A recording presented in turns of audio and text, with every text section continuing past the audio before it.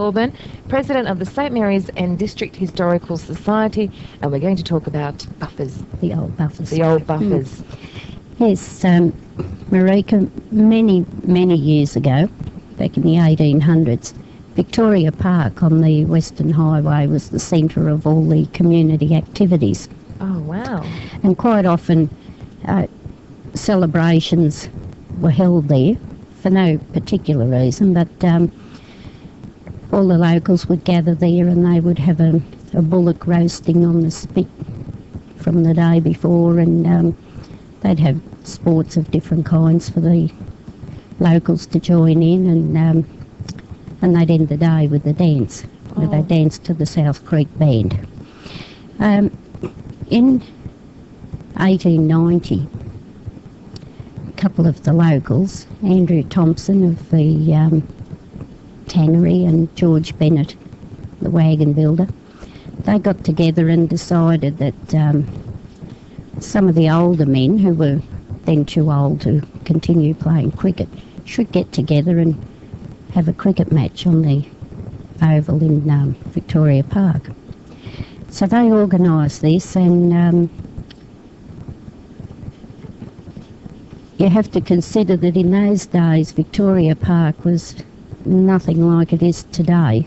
The grass was probably knee-high, and when I was going through some St Mary's Council minutes up at the Penrith Council last year, and one of the discussions being held was whether they should put up the price of adjustment. So they used to adjust cows on the park. So I think it was a park in name only. When they wanted to hold an event, the cows would be moved out to one of the farms and they'd get in there with their scythes and cut the grass and all. So this is what happened for this cricket match. So they decided that it was such a success that they would hold this event annually. Now, they called themselves the old buffers. Now, that was a term, it could be used to denigrate people, you know, they were old and useless sort of thing, but in these terms it was used affectionately, and that's what they called this group anyway. There were 52 of them, so it was 24 in each team, 2 scorers and 2 umpires, and it used to take them quite a while to find the ball actually in the long grass, but they had a very good time, and they finished off with a dinner at the Parkview Hotel, although in those days it was called the Volunteer Hotel. Oh, wow. One that's still there today. And as I said, they decided it would be an annual event. But in the early 1890s, we were struck with a terrible depression. And in those days there was no such thing as the dole or any type of social service assistance or anything of that nature. So people had more things on their mind than cricket matches, so it lapsed for 3 years. Then in 1894, the licensee of the hotel, William Moseley, decided that the town needed a pick-me-up, so he decided he would fund this reunion. So the old buffers all got their cricket gear out again. The publican provided scythes and mattocks and hoes, and they started early in the morning and they chipped the grass away to make a pitch to actually play on, and they cut the grass, and they had a light luncheon at the hotel, then played cricket until dark, and then they partook of a banquet. So the reports of the day tell us. And the publican provided all the food and the drink. Community. Yes. Community spirit. Yes. So it was certainly alive and well in those days. So from then on, it did become an annual event, and it continued for the next 45 years. Wow. And Mr. George Bennett, one of the founders of this reunion, was still alive, and actually played in the last match in 1938 when he was 85 years old. 85 years old, good on him, he was fit. Yes, yes, he lived till he was 91 actually. But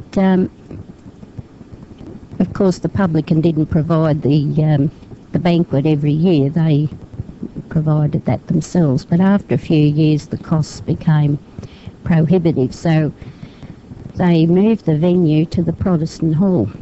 Now the Protestant Hall was in the about where the car park is on the eastern side of the band club. Okay, yep. And the hall was used for any gatherings in the town held in the evening were held in the Protestant Hall. So while the men were playing cricket, the women prepared the dinner, decorated the hall, and someone would donate a leg of lamb and someone else would donate a side of beef. Someone else would bring in vegetables from their farm and fruit and what have you, and so they really did have a banquet. One of the members of our society has a photograph taken in the Protestant Hall at that time, and the women all dressed and the tables decorated and paper lanterns hanging from the ceiling. It was really quite an occasion. So they sold tickets then for a dance after the dinner, and the ticket sales, the money from that provided the drink for the night. And they would, having started early in the morning, preparing the pitch, playing cricket, having the dinner, and the dance would go on to 2 a.m. in the morning. And there are, tales around amongst families over the years of the great times that were held then, because the whole town just about would come out and watch these matches, and no one ever pretended they were great cricketers. It was just a real fun occasion. But over the years, several of the members died off, and it was becoming more difficult to get younger members to join. And it was starting to flag in 1938. And war clouds were gathering over Europe, so it was a very uncertain time. And although they declared in 1938 they would be back the following year, they weren't because of this situation. Most of the younger men from St Mary's went off to war after that, and the whole thing just fizzled out. But again, the park came into its own because the women of the town rallied then, and they had the Red Cross and the Ladies Auxiliary, and that they used to organise carnivals and sports days and all on the park, and raise funds to send food parcels to the St Mary's boys that were overseas. So the park still continued, with its being the hub of the community. But yes, it's interesting to read back over accounts of these events, because names that are still well known in St Mary's, although people don't realise where the names came from, the Bennetts and the Thompsons, you have streets named after them, the Woodlands, and William Garner, the first mayor of St Mary's. They were all involved, and I like to think that my grandfather probably played in some of those matches in the early 1900s as well. After the war, when people returned, it was still a great place where all the local cricket matches were played, and then they'd cover the pitch in the winter time, and the goalposts would be there ready for the football season. So everything happened there on the park, Amazing. So everyone, when they're driving past and they look at Victoria Park, a lot of activities used to go on there used to be a big grandstand there as well, and it was quite an occasion. And because we had family members played in the cricket teams, and we used to go along and watch the cricket there every week. And uncle of mine, who played first grade for St Mary's, he played right up until he was 49. So we really had some stayers then. And I can remember I was probably in my very early teens, and they'd arrange matches between the women and the men. And we'd have a picnic day down there, and I thought it was great playing with the women. I was only about 13 or 14, I don't think you have that now, do you? Have matches men against women? That would have been the fun. same. Wow. Yes, and quite some years later there was a football match organised between the local team and the women, some of the young women of the district, and they called them the Bells of St Mary's. And while it was organised as a fun thing, it actually hit the newspapers, and TV was in its infancy then. So, really? Yeah. Oh yes, it was all. It all happens in St Mary's, and then we had a bit of a spell. Like the cricketers have got their own ovals now, and the footballers moved out, but we have another reunion there now. For the last 14 years, Sue Adams has organised the St Mary's reunion. Now, Sue is a member of one of the older families from St Mary's, and on several occasions she went to family funerals with her parents, and people commented they hadn't seen each other since so-and-so's funeral, and before that it was someone else's funeral, so they decided that Sue decided that the people of St Mary's should meet under more pleasant conditions. Yes. So she started to organise a reunion in the park. People came along that first year and brought photographs, and they lent them to Sue, and she had them all blown up. And she has hundreds of these photographs now that tell us the history of St Mary's. Wow. And that reunion's always held on the second Sunday in September, so it's the week after the Spring Festival. And all the photographs are on display, and it's a great time because you meet up with people that you went to school with, that you probably don't see any other time, I think I've met Sue. Yes, you probably have, yes. Yep. And because I thought it was fantastic, I should have photos in that one up. Yeah.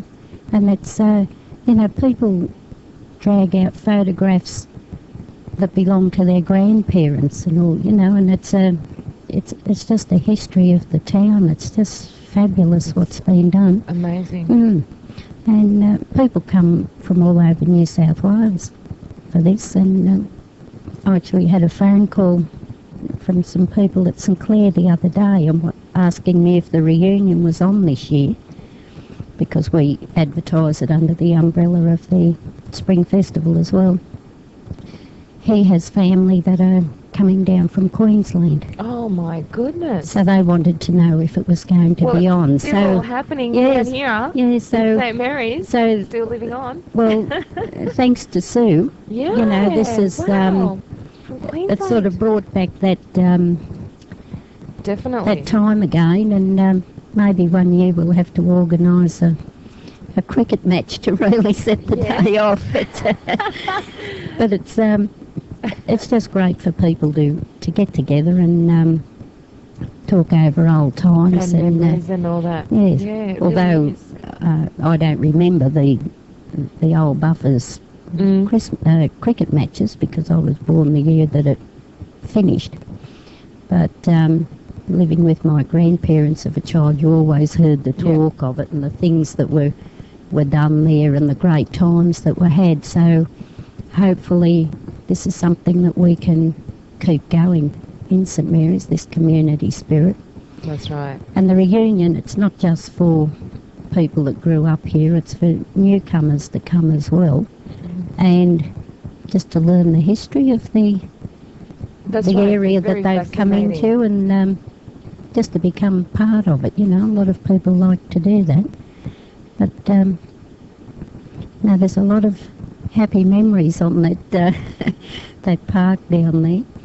I think we'll go to a song break, and then we'll come back and we'll be speaking with Norma Thorburn, who's president of St Mary's and District Historical Society. We're talking about the buffers and things, and they'll be happening down at the Victoria Park. And we'll come back and we'll chat a little bit more, and then we'll talk about a little bit about the decorated bike competition that's going to be happening at the St Mary's Spring Festival. And there's lots happening in September here in St Mary's. The time is 10:23. Listen to our FM 100.7, The Voice.